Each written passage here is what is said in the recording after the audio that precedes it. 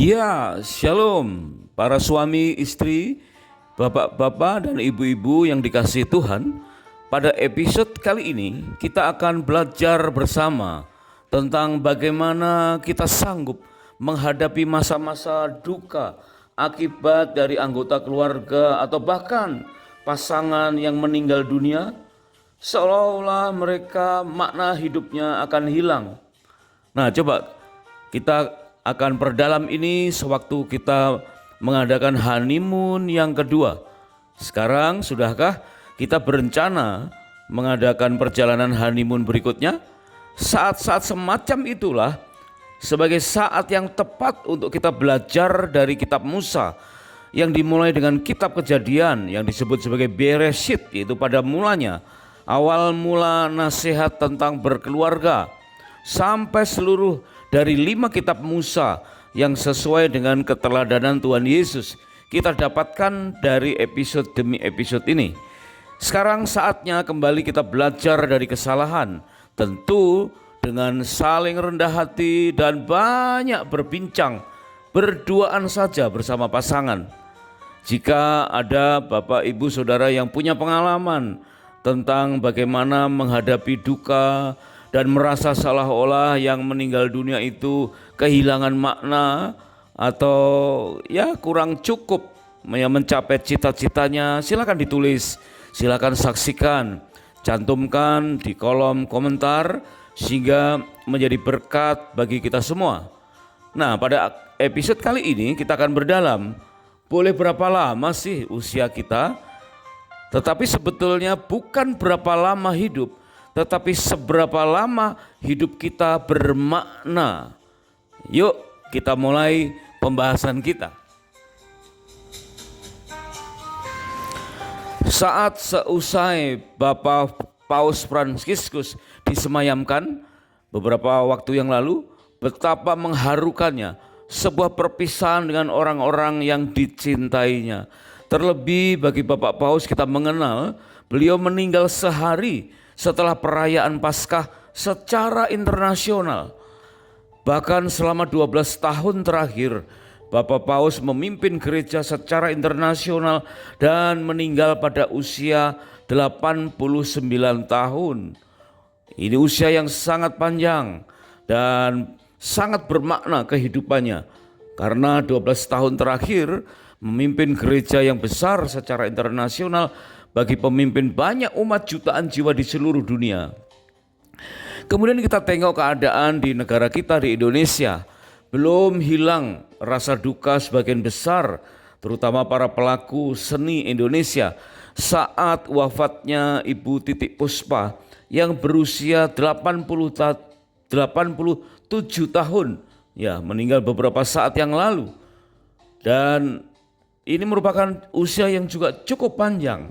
Ya, Ibu Titik Puspa meninggal dengan usia 87 tahun dan Bapak Paus Fransiskus meninggal pada usia 89 tahun.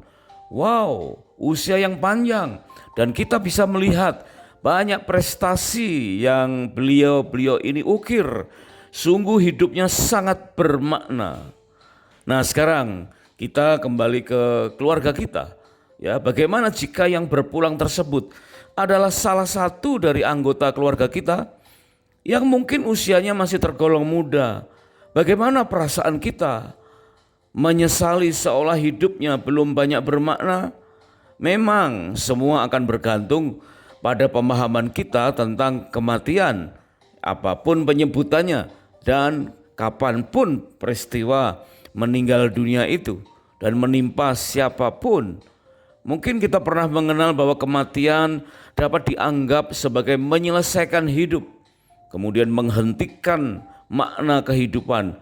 Atau ada yang berpendapat bahwa kematian adalah melengkapi kehidupan. Memang seolah-olah menghilangkan kehidupan, tetapi milikilah pendapat yang lebih lengkap, yaitu kematian menyempurnakan arti hidup. Terlepas dari seberapa bermakna yang kita bisa catat sewaktu masih hidup, maka kematian sebetulnya juga berarti menyempurnakan arti hidup. Di dalam kitab Ulangan pasal yang ke-24 ayat yang kelima, kita diamanatkan begitu menikah maka selama 1 tahun lamanya janganlah maju berperang, janganlah mengurus urusan rumah tangga, ya, dan khusus hanya untuk menyenangkan hati pasangan atau saling menyukakan hati. Nah, ini berarti kita harus punya kepekaan spesial untuk mengelola perasaan satu dengan yang lain. Perasaan pasangan dan juga perasaan kita. Nah, maka dapatkan pemahaman yang lebih mendalam saat kita mengadakan bulan madu kedua. Meskipun ada banyak kesalahan yang pernah kita alami, yuk mari kita belajar dari kesalahan. Bapak, Ibu, suami istri yang sedang mengadakan honeymoon yang kedua, kita mengenal istilah LE, ya, atau life expectancy, yaitu umur harapan hidup. Semua negara pernah disurvei berapa lama umur harapan hidup rata-rata di negara tersebut, dan life expectancy ini di Amerika dikabarkan turun menjadi 76,1 tahun. Tren penurunan tersebut terjadi akibat pandemi COVID-19 selama lebih dari 2 tahun. Negara-negara dengan harapan hidup tertinggi saat ini adalah Hong Kong, yaitu 85 tahun. Luar biasa, Hong Kong 85 tahun harapan hidupnya, dan Amerika sekarang tercatat 76,1 tahun harapan hidup bagi rata-rata masyarakat yang ada di Amerika. Nah, bagaimana di Indonesia? Ternyata di Indonesia juga terjadi penurunan. Saat ini mencapai 71,9 tahun harapan hidup rata-rata masyarakat Indonesia, dicatat oleh World Bank pada tanggal 31 Agustus tahun 2022. Jadi diteliti setelah berlangsungnya pandemi sekian lama. Terjadi penurunan usia rata-rata harapan hidup warga Indonesia yang sebelumnya mencapai 72 tahun bagi pria, dan bagi wanita beberapa poin lebih tinggi sedikit. Padahal jumlah lansia atau usia lanjut di Indonesia, yaitu usia di atas 60 tahun, pada tahun 1970 berjumlah 5,3 juta orang. Setiap tahun meningkat. Usia emas, ya, usia lansia tahun 1990 naik, ya, dari 5,3 juta naik menjadi 12,7 juta orang lansia. Kemudian disurvei kembali tahun 2010 berjumlah 24 juta jiwa.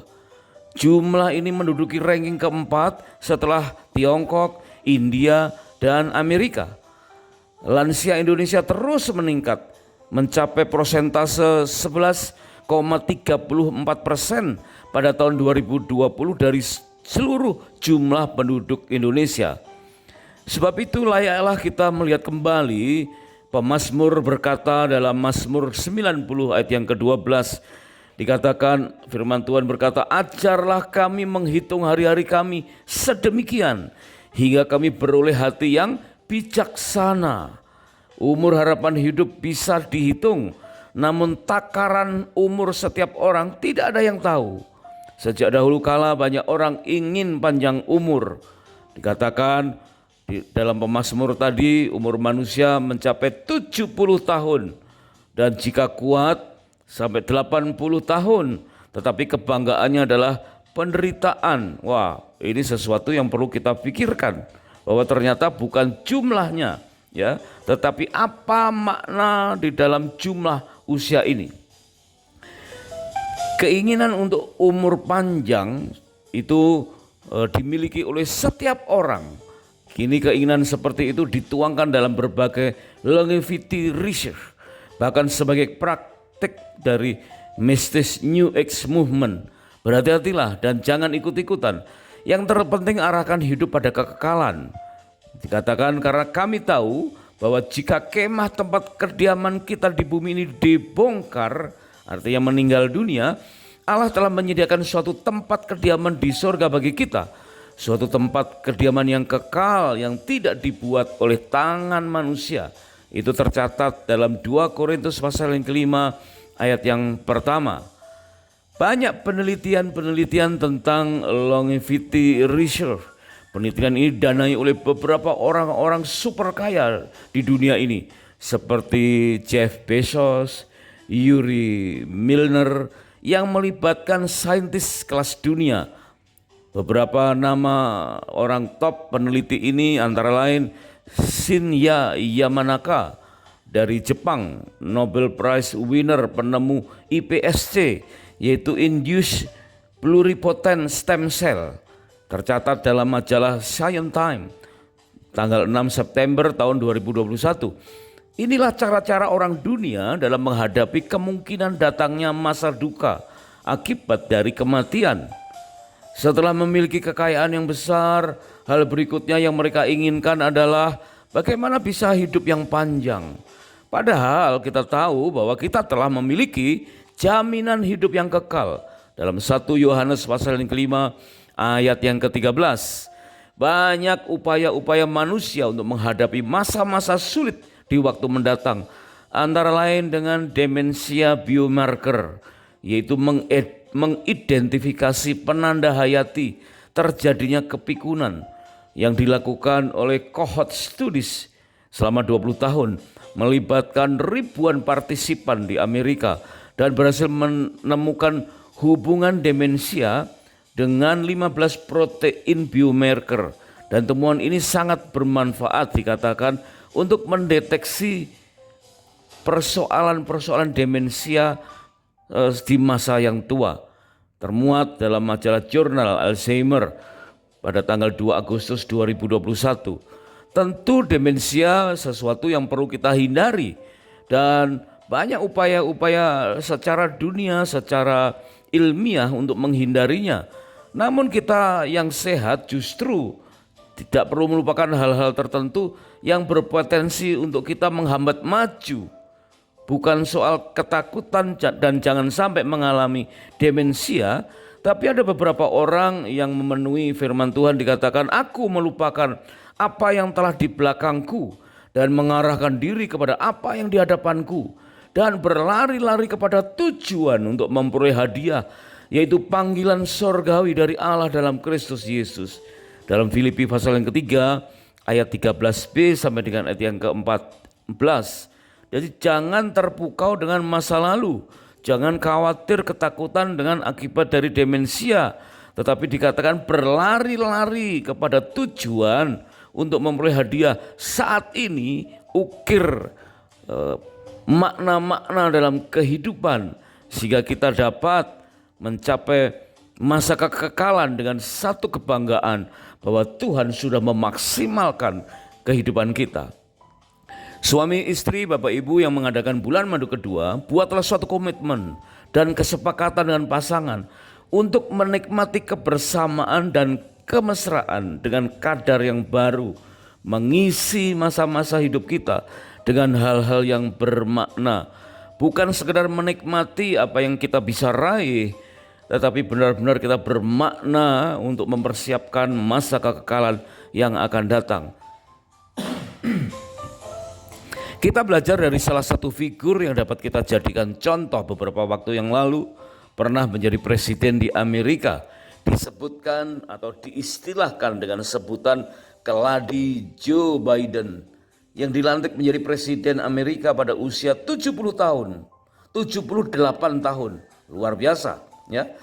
Kemudian Donald Trump menjadi presiden di masa yang pertama itu umur 70 tahun, dan sekarang jauh lebih tua dari itu. Begitu juga Ronald Reagan, Nelson Mandela menjadi presiden Amerika pada usia 76 tahun. Kita mengenal di negara tetangga Mahathir Mohamad, menjadi Perdana Menteri ya, justru saat berumur 93 tahun. Kita perlu belajar kembali dengan apa yang disebut sebagai quantum physics yang diajarkan oleh Freeman Dyson, yang menemukan groundbreaking solution untuk problem tertua dalam game teori The Prisoner Dilemma pada usia 88 tahun. Jadi Freeman Dyson ini merupakan suatu contoh masih bisa berkarya meskipun usianya 88 tahun. Menurut penelitian yang ditulis dalam buku Productive Aging yang direview dalam New England Journal of Medicine, dijelaskan bahwa umur paling produktif adalah 60-70 tahun. Nah, ini mungkin sangat mengejutkan sebagian anak-anak muda. Ya, kita juga menduga bahwa umur paling produktif adalah masa-masa muda. Apalagi sekarang ada banyak generasi-generasi muda yang jumlahnya lebih dari 50% dari penduduk Indonesia. Kita harapkan mereka produktif di usia-usia mereka. Tetapi penelitian ini menunjukkan bahwa umur produktif itu justru yang paling produktif umur 60-70 tahun. Kemudian umur produktif berikutnya 70-80 tahun. Baru tingkat ketiga umur produktif adalah usia 50-60 tahun. Rata-rata usia peraih hadiah Nobel adalah 62 tahun. Rata-rata CEO hebat di perusahaan Fortune 63 tahun usianya. Ketika usia kita di atas 60 tahun dan masih bugar, sehat, walafiat, jangan buru-buru menganggap kematian sudah dekat. Jangan terlalu sering berbicara tentang kematian. Dan kita sekarang sedang berharap bahwa generasi milenial yang sekarang jumlahnya lebih dari 50% jumlah penduduk Indonesia harusnya menjadi usia-usia produktif di masanya. Maka mereka nanti akan jauh lebih produktif pada saat berusia di atas 60 tahun.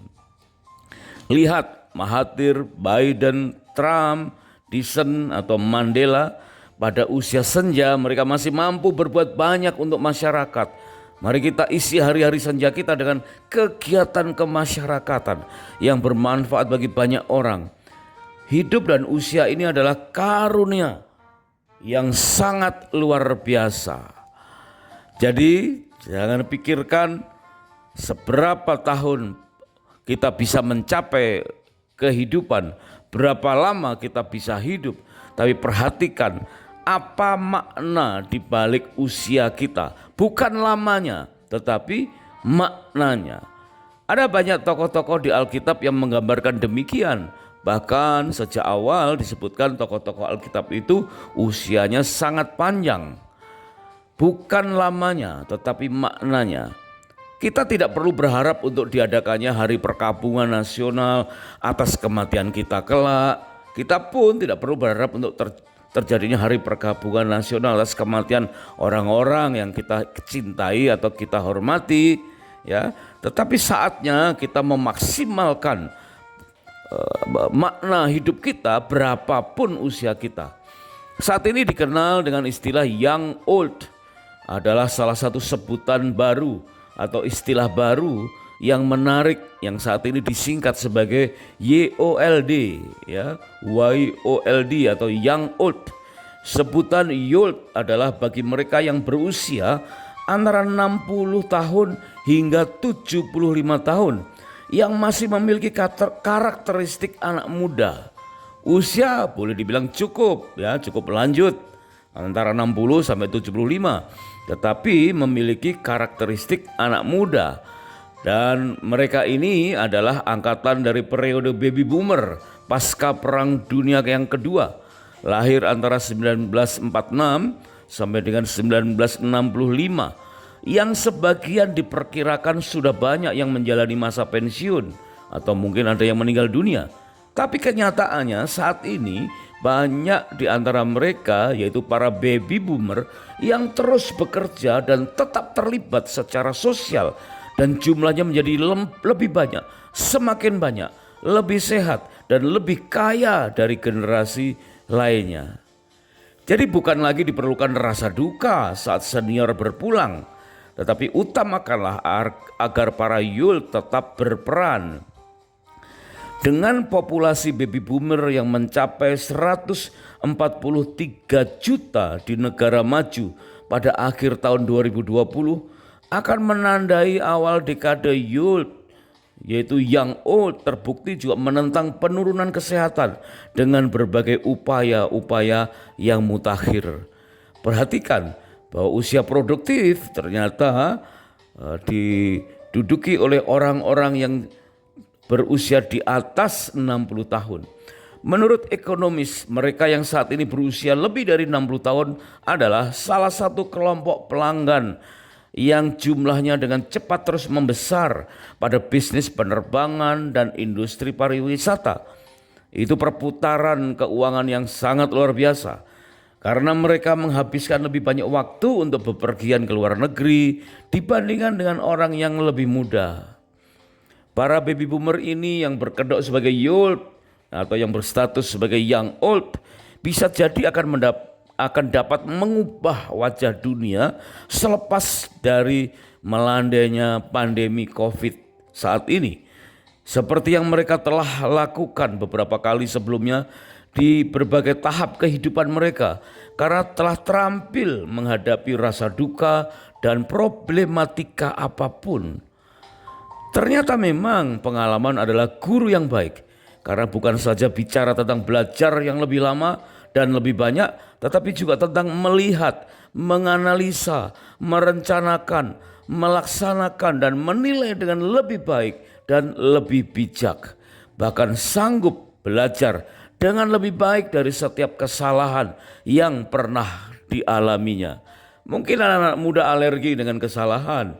Meskipun Tuhan izinkan anak-anak muda mengalami kesalahan, cepat-cepat lari untuk mencari hal yang benar dan tidak sempat untuk mengambil hikmah dari kesalahan yang telah dilakukannya. Harusnya belajar lebih baik dari setiap kesalahan yang pernah dialaminya. Aging is a privilege. Penuaan adalah hak istimewa. You are never too old to set another goal or to dream another dream. Anda tidak pernah terlalu tua untuk menetapkan tujuan lain atau memimpikan mimpi lain berapapun usia kita. Meskipun kelompok lanjut usia memiliki tantangan yang unik dan mengalami perubahan antara lain dalam hal relasi yang sudah mulai banyak berkurang, pekerjaan yang sudah tidak sanggup untuk melakukan hal yang berat, dan kesehatan yang sebagian sudah menurun. Namun banyak harapan dan peluang bagi para lanjut usia untuk menjalani hidup dengan produktif, berbahagia dan tetap bermakna meskipun sering diterpa berbagai duka. Bapak, Ibu, suami istri yang sedang mengadakan honeymoon yang kedua, saatnya kita bisa memahami bahwa yang terutama bukan sekedar berapa lama kita hidup, tetapi seberapa lama hidup kita bermakna. Ya, lama hidup, tetapi kalau lama tidak bermakna, berarti ada sesuatu yang perlu dibenahi saat ini. Berapa lama hidup kita bisa bermakna?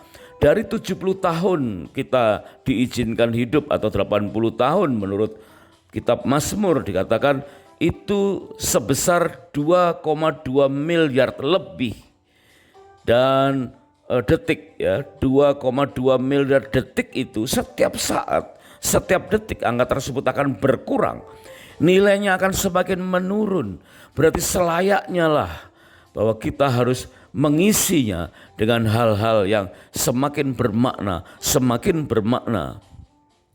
Perikop ini bertujuan agar kita mempunyai keterampilan untuk mengurangi dampak buruk jika suatu saat ada rasa kehilangan atau kedukaan atau penyesalan atau persoalan-persoalan yang besar yang datang tanpa diduga, dan kita terus bisa penuh dengan hikmat Tuhan untuk sanggup belajar dari kesalahan. Tuhan Yesus tidak memiliki usia jasmani yang panjang menurut ukuran dunia, sekitar 33 tahun lebih sedikit. Tetapi hidupnya sangat bermakna dan mengakhiri hidup jasmaninya dengan makna yang sempurna. Benar-benar kita tidak perlu lagi berharap akan usia yang sekedar panjang, tetapi kita harus berupaya agar hidup kita sangat-sangat bermakna. Kejadian-kejadian demi persoalan-persoalan bahkan goncangan-goncangan yang ada, kejadian semacam itulah yang mengundang kegelisahan kita tentang hidup boleh berapa lama. Mungkin sedang sakit, kita menghadapi kecelakaan, seringkali sepertinya hidup akan berakhir. Tetapi ternyata yang utama bukan berapa lama kita hidup, tetapi seberapa lama hidup kita bermakna. Bukan lamanya, tetapi maknanya. Sekali lagi, bukan lamanya, tetapi maknanya. Kalau Tuhan izinkan kita hidup begitu lama, puji Tuhan. Tetapi perhatikan, makna itu tergantung bagaimana kita berserah dan menyiapkan diri untuk didorong oleh Tuhan sehingga maksimal dan memperoleh hidup yang lama bermakna. Terima kasih sudah menyimak. Kami sangat bersuka cita jika episode ini menjadi berkat dan kiranya berkenan untuk subscribe atau like, dan silakan untuk di-share ke pasangan yang lain. Kiranya Tuhan Yesus memberkati pernikahan dan rumah tangga kita berlimpah-limpah-limpah. God bless.